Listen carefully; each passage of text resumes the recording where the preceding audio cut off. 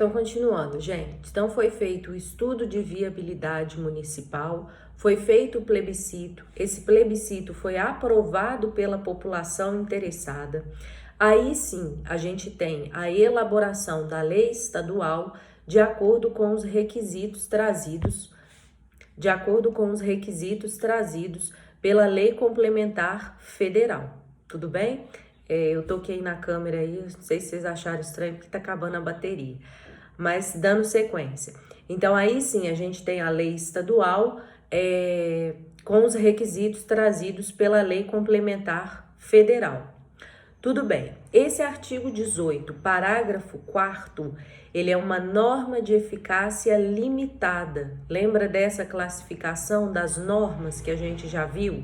Norma de eficácia limitada não basta por si só. Então, não basta somente a lei estadual. Eu tenho que ter aí também observados os requisitos trazidos pela Lei Complementar Federal.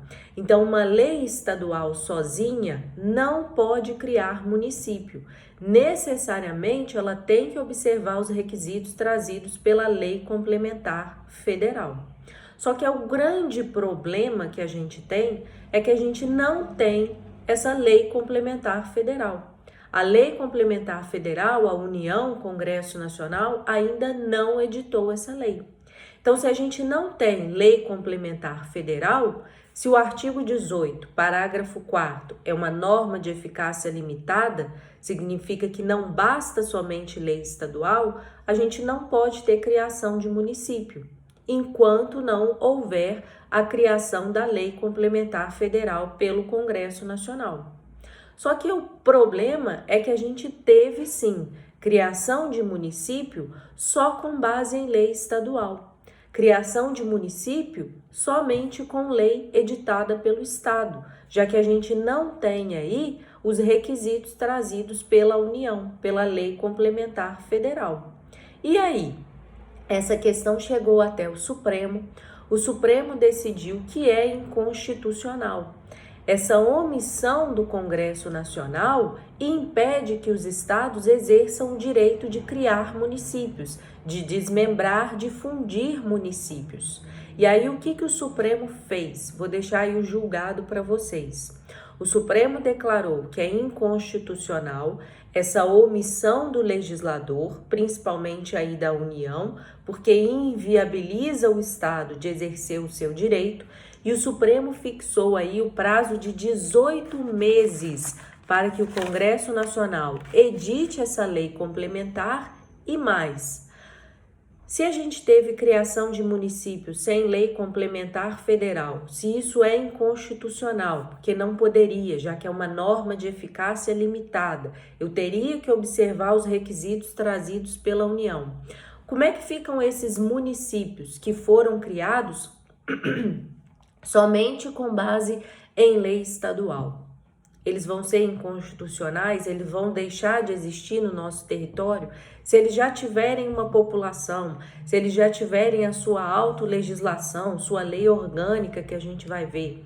E aí, eles vão simplesmente deixar de existir?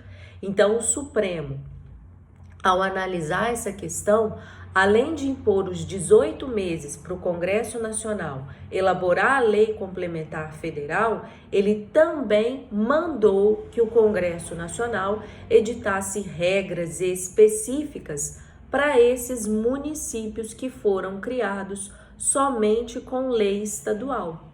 Esses municípios não podem simplesmente deixar de existir. Então, a gente vai ter que criar uma regulamentação ali para ver como que vai ficar esses municípios que foram criados, sim, de maneira inconstitucional, sem observar o artigo 18, parágrafo 4º. E aí a questão chegou até o Congresso Nacional. Ele elaborou essas leis? Não elaborou a Lei Complementar Federal. O Congresso Nacional aprovou a Emenda Constitucional 57 de 2008. O que fez essa Emenda Constitucional 57 de 2008?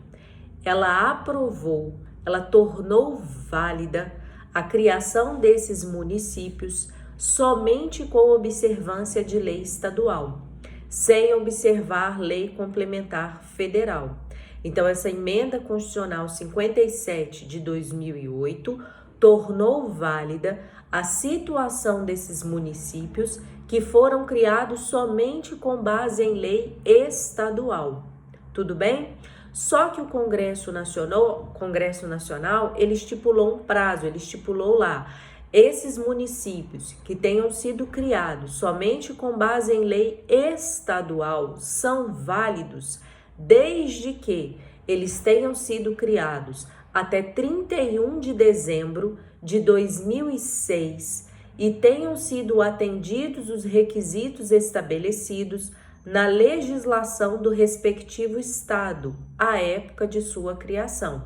Então, são válidos esses municípios que tenham sido criados até 31 de dezembro de 2006, atendidos os requisitos estabelecidos na legislação do respectivo estado à época de sua criação.